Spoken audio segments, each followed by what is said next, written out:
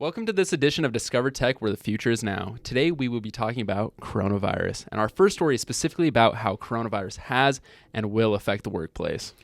That's right, Skylar. We found this article on Fortune.com titled, "The Coronavirus Pandemic is Changing Work Forever." I'll share the first paragraph with you just so you can get the gist. It says, quote, "Each day we are learning ways to adapt to working from home as we social distance and self-quarantine in response to the COVID-19 pandemic. Here in the U.S., while many speculate on how long this shutdown will last and what we will return to normal work lives, the reality is that this crisis is permanently changing how we work. There is no going back as the workplace is being reinvented in real time." End quote.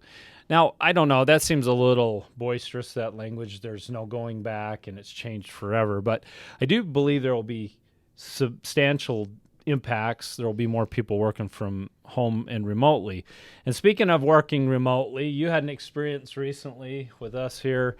Why don't you share that? What was that all about? Okay, so I went on a trip outside of state lines, and this was all in the midst of everything going on. Utah Jazz player Rudy Gobert just recently tested positive for the coronavirus, which shut down all professional leagues.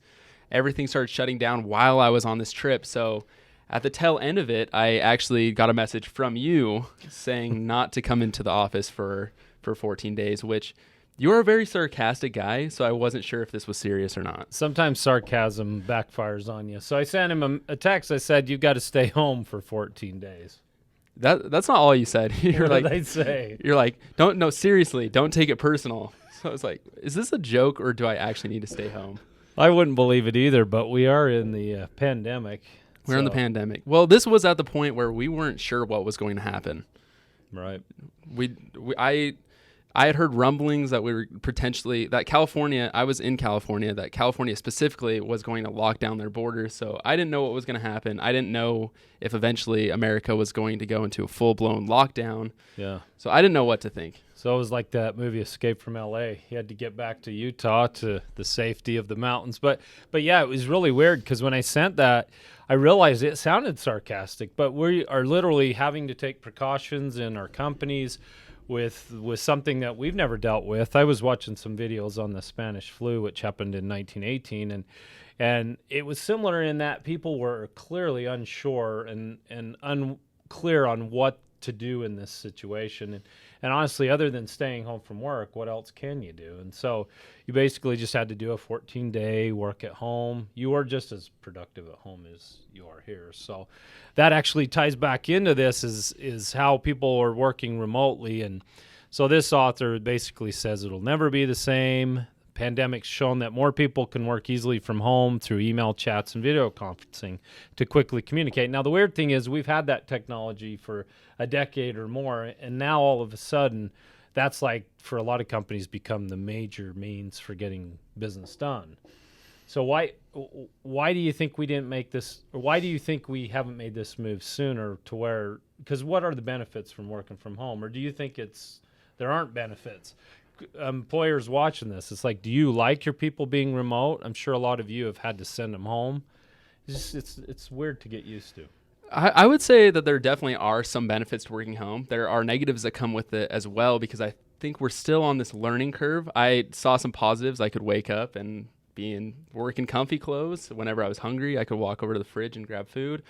But I will say there were definitely some lapses in communication, just because I'm not used to not being able just to walk into my coworker's office. Yeah, so, expectations. Like, if you're not clear on expectations, it's like deadlines will not get met. And that was the thing that I've noticed, is I'm usually very verbose in communication, which is kind of good in this situation. But at the same time, if you're running a big company and you've got all these people out, I can't imagine what a headache it can be to keep track of all that. No, yeah, definitely. I think... Yeah, as far as why we didn't make this transition sooner is because I feel like there needs to be a real cause to make that transition. Like, how do you just one day say, all right, we're just going to try working electronically over one day. Yeah. And I also think we've had this push-pull with different generations. We have You think so? I think so. We have certain generations that like being in the office, and then we have younger generations that enjoy the technology and want us to continue to advance. Well, I found that with a client I worked with, this person did not like his people remote. He liked them in the office because there was this sense of, I know what's going on, I know what everybody's doing. But some of the different generations, younger generation was like, I can get just as much done at home. And I think it brings up fundamental issues of trust. Are your people really as busy as you think they are? Are you meeting those deadlines? And then if you have a complicated operation, that can create issues as well. But it does offer certain opportunities. Like it was, Skylar was talking here about the typical 8-hour workday may no longer exist. And this does require employees to set clear boundaries on family time, personal time, leisure time, sleeping hours. Now, you had expressed, because you have roommates, what were some of the challenges that maybe all of you experienced with always being at home together? Well, yes, I will say there were a lot of distractions. And another thing I was going to touch on is clocking in is a really weird thing.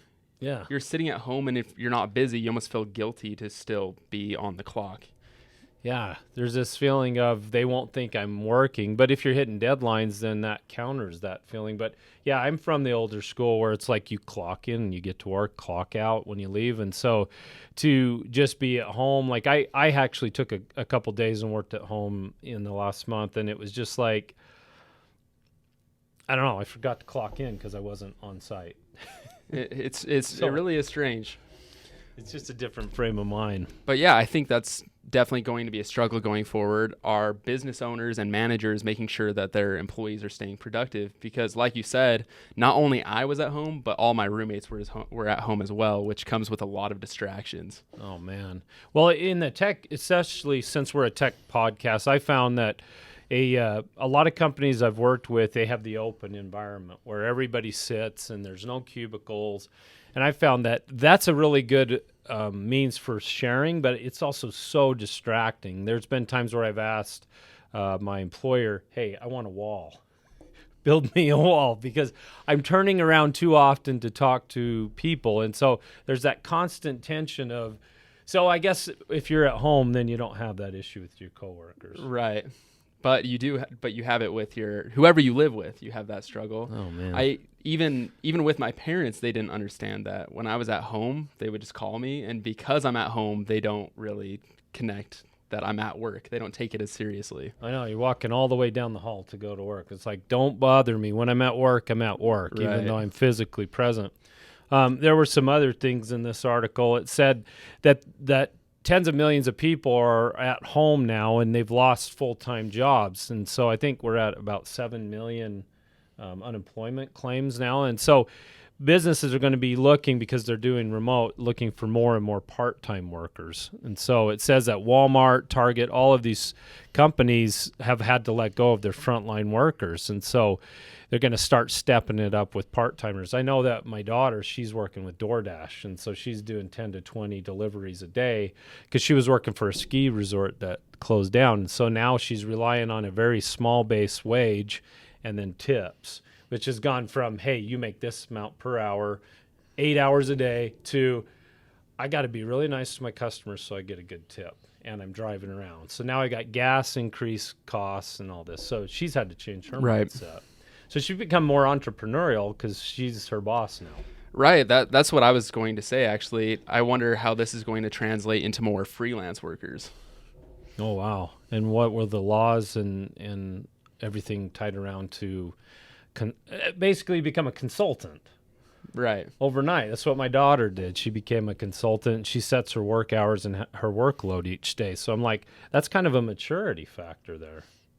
Right. Where she has to be more mature and be her own boss, essentially. Well, personally, I have tried to drive for Uber, and that was the most difficult thing. Was really? Because I said, yeah, I can just do Uber. That's great. But it's a lot harder when you set your own hours. You're responsible for yourself. So. And then everybody, like, you get that buzz, and if you don't take that job, someone else will just take it up from it. Right. Is that how it works? That is how it works. And not only that, you don't have a boss over you, so you can get a buzz and if you're in the middle of something, you're like, I'm not feeling it. Yeah.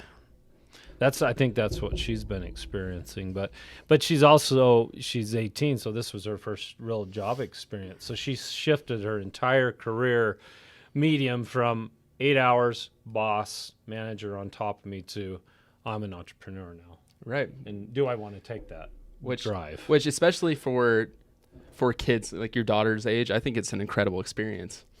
It is. The world's changing for everyone. Well, is there anything else in this article that you noticed? No, actually, one thing I thought was really interesting in the article is talking about how companies will do less foreign travel.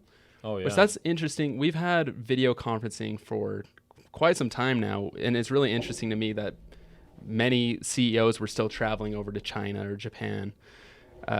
I've always thought that was weird, too, because it's so much money and effort just to travel to a different country. So it's like I can Skype or Slack a video conference. And what I want to see, though, is I want to see them get the technology to where we're literally doing like VR, and you can see the person sitting at a virtual table with you. That's what I look forward to. Yeah, that would be incredible. Kind of like in the Marvel movies. Yeah, it's really interesting that they haven't thought of that before, which I'm sure some companies have, but it's crazy that a pandemic was the thing that had to happen to push many of these, I guess, old school CEOs to stop traveling to see people face to face, because more people are going to video conference, they're going to be making deals, which saves these companies a lot of money. Yeah, I think it's a mindset. Like, because you used to have to look people in the eye, and you had to touch their hand. You had to physically touch their hand and physically look them in the eye to feel like you were going to be able to trust them. And it's like, no, now I'm behind a screen, and that's fine. Let's move on and sign the documents or whatever the agreement is. Right. So what a different world we live in. I think there's still going to be hoops to go through, because I think a lot of people are still going to have a hard time signing contracts virtually, especially when you're talking about millions of dollars. Yeah. Or absolutely. billions of dollars. Well, I think it's going to be an economies of scale. It depends on the size of the deal and the business venture. But yeah, I really do think this article has at least hit on changing work forever. Yeah, maybe. Will it ever go back to the way it was? Maybe, maybe not. I think it depends on the industry and what you do with the type of companies. So we shall see. But we will see more remote workers. I feel strongly about that. I do. And not only because I think companies are going to save money, but I think a lot of these employees have saw the benefits of working at home. And I think they might even have pushback when an employer says, hey, we want you to come back into the office. They're going to say, no, I like staying at home. Well, and the possibility of having 2 or 3, say if they have more part-time workers, having 2 or 3 jobs or 4, that doesn't seem so outlandish anymore. I mean, having 2 or 3 jobs in the past was literally 60, 70 hours a week or more. But now it's like you could work for 3 or 4 firms, and that really wouldn't be that big a deal. Right. So it'll be interesting to watch how this plays out in the workplace moving forward. Here's a word from our sponsor. We are InfoWest, the Internet people.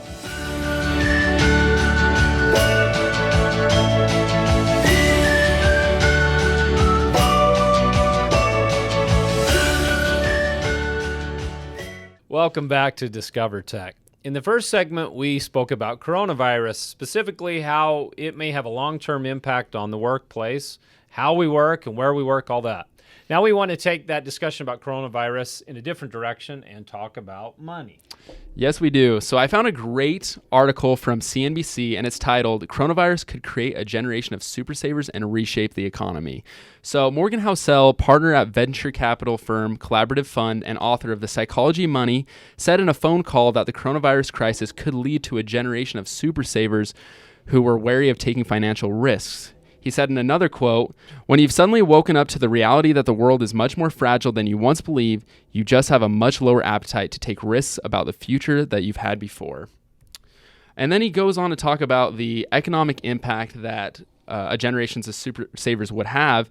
And so he said, from one standpoint, it would slow down the growth of the GDP, but in another sense, our people would be greater prepared for another pandemic or a crisis. Yeah, I couldn't tell in this article if he was excited about this or if he thought it was a bad thing. I guess with economics, there's always pros and cons to everything. But to me, I think that's what we've always been encouraged from the previous generations who went through stuff like we're going through, depressions and wars and even a pandemic 100 years ago, that they've always said you should save for a rainy day or whatever.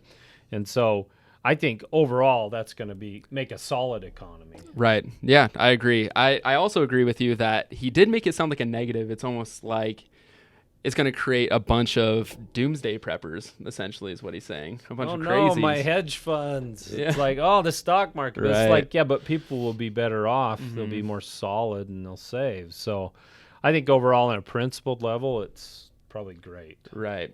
Yeah, and I've got to say for myself that I think I personally will become a super saver because of this. Because when I came back from my trip, all of my roommates were scrambling to go to the store and to stock up. So I prepared for the next 2 months.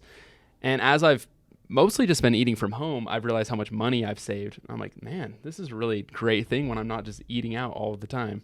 Holy cow. It's been great for my bank account. So you're running a restaurant, though. The adjustment, I mean, just all of a sudden, retail spending's down almost 9% in March. Like, I've seen it with restaurants. They've all got this same poster, support local, eat out 3 times a week. And I'm like, that was the old way. And I get that you would want to drum up business, but man, just that's it. Takeout is your only income. That's got to be really rough to adjust that quick. I mean, you have like a month to change your whole model. Right. I mean, we're just in such a difficult time, and you don't know how everything's going to go into effect. You don't know how this stimulus check, how that's going to affect the economy. Is the purpose of this check so it circulates in the economy, so we keep eating out and helping all these businesses?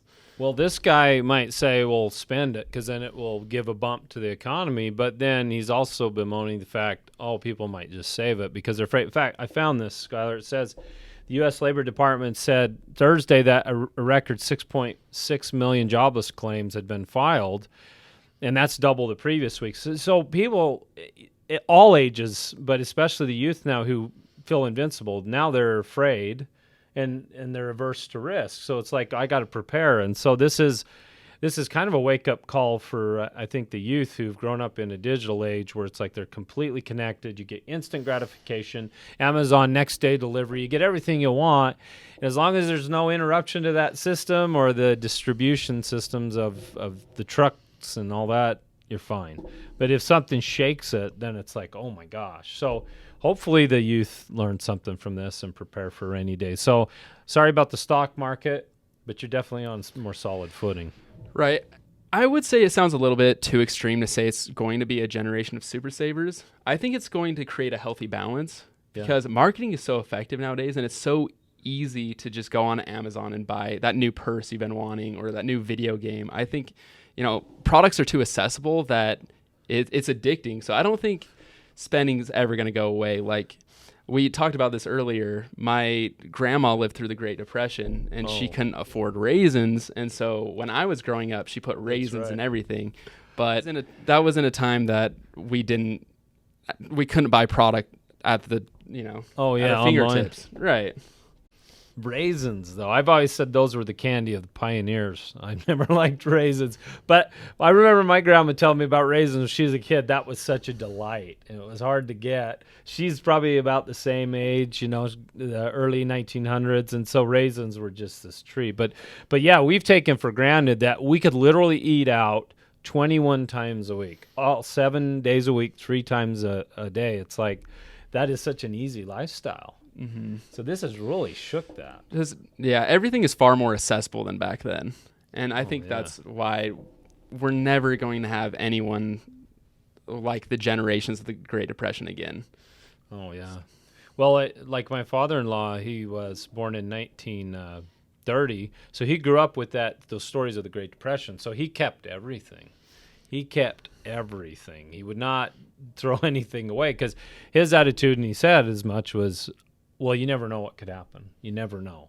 And he had gone through the Great Depression, through World War II, Korean War, all these conflicts. So it's like he knows what it's like to go without, and so to be afraid.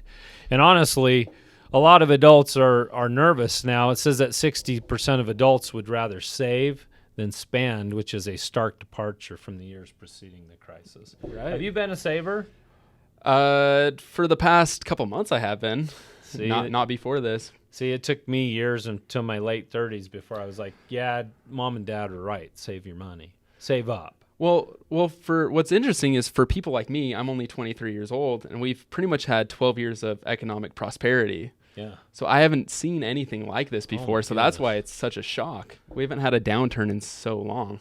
Yeah, so for like half your life, it's just been smooth sailing, Amazon, Right. purchase online, eat As out. as long as I've been old enough to understand it, it's been great. And I wish even as a Generation Xer, I could say, oh, you don't know about the depression of 80. It's like I still don't feel like until this pandemic that I know anything about real hardship. And even then, it's just a glimpse because we can still go to the store and get what we need. So it's been interesting. Well, how would you say that the economic collapse of 2008 was similar? Did you see anything with people my age, like any differences come out of that? Yeah, that was a little freaky. I remember that felt, I don't know how long this impact will last. I mean, this could go longer. But I remember for like 3 or 4 years with real estate specifically, it was like all the value went out of the properties. And there was this glut of properties on the market. So it was just this weird feeling of like if I invest or I buy a home, which I owned a couple homes at the time, equity, in fact, half the equity went out in 1 year. It was gone. There was no profit if I had sold that house. In fact, I'd have to sell it at a loss for less than I owed. And for that to happen in a year, it's felt similar to this last month. It's like all of a sudden I can't go to the movie. I can't go do these things. Everything's closed down. I have to stand 6 feet or further from people. And it just was like, it kind of felt the same, different, but the same. It was this feeling of uncertainty of like, what is going to happen in the next month or two or year? And you just don't know. We don't know what's going to happen. And now 60% of adults say they'd rather save than spend. And that is the bottom line. I was saying that everything is too accessible nowadays, but it's easy to say that now. If this pandemic goes for another 2 years, who's to say everything's still as accessible as it is now? Well, certainly we're going to make adjustments. In fact, in this article, he talks about the Great Depression, how it changed behavior in America because it was devastating for so long. The one thing I'll note though is I watched these documentaries about the Spanish flu last weekend because I was curious, because that's really the only comparable in America that we have. And the woman that they interviewed is 100 years old, and even 90 years previously, they interviewed her on the 90th anniversary of the Spanish flu. She said there was this constant feeling of uncertainty and of not being aware of what was going to happen. And I'll say, Skylar, I think we have a real advantage that with technology, we can at least stay in communication. We can still work. So think about not having the internet, not knowing for sure what's going on, and then having COVID. We're pretty lucky right now. We are lucky. Yeah, that is the advantage we have with technology is we have the ability to adapt no matter where we are. What if you had to just rely on your neighbors? Rely on your neighbors, rely on the paper boy until they catch the Spanish flu. That would have to be like in World War I, where there was no way to find out what was the status of the war, and people were constantly trying to get newspapers or forbidden broadcasts in Europe. Like they would tune into America from the Alliance, and then they would try to get some grasp of information, and then they didn't know if it was accurate. So nowadays, at least we have the ability to communicate and say to family members across the country, you okay? What's going on? So I just think, thank goodness for technology. In a way, do you feel that it's scarier now or back then? Because we know almost too much information, does that make a situation like this scarier? It's certainly information overload. We live in the information age, so it's like there's so much. And then you have a platform, like we're on this broadcast now. It's like we have a platform. I can say pretty much anything, whether it's true or not. And how are you going to verify that? Well, at least you have the capacity to go verify, potentially. And even then, who knows if it's true. But at least we're not disconnected. I can still, like Skylar, you're at home. We're still working together. I know that's you. And so at least we have that. But back 100 years ago, you didn't know what was going on in the town next door. Definitely not the rest of the world. So Right. at least we have that advantage. Right. And medical, Right. like our healthcare system I mean, goodness, we've got so many advantages over those people. What did they have? Like the one lady said they had mentholatum at the pharmacy. That's all the doctor had was mentholatum to rub on your chest because the Spanish flu was similar. You'd get a cough. So they had mentholatum. That's it. Holy cow. Well, she talked about they had like soda water. So her mom would give them soda water every morning, and she really felt like, because her family was the only family in the entire town that didn't get Spanish flu, so she felt like the soda water and the mentholatum was the key. Well, and that was in Alabama. Yeah. So that's what they did in Alabama, but they might have had different remedies in every state, every country. Yeah. Because they're not talking to one another, so they're finding what works best just through trial and error. Technology. Medicinal technology. Well, bottom line, whether it's scarier or not, I definitely think we're at a great advantage to have technology. Absolutely. Being informed, knowing what's going on. We get services that we couldn't have gotten 100 years ago. Yeah, it's not as scary, I think, because you have medicines, you have technology to communicate, and at least you can do enough research from enough sources that you can get probably a general idea of what's true and what isn't. So at least we have that. We still have the ability to work. Absolutely. Absolutely. Well, I really enjoyed this conversation, but that's all the time we have. So we would like to turn the conversation back to you guys. So if you're watching this on YouTube or Facebook, please leave a comment down below on what you think about coronavirus, how it's going to affect the workplace and the economy. And you can follow us on iTunes, Spotify, all the places. Make sure you subscribe so you don't miss the next episode of DiscoverTech.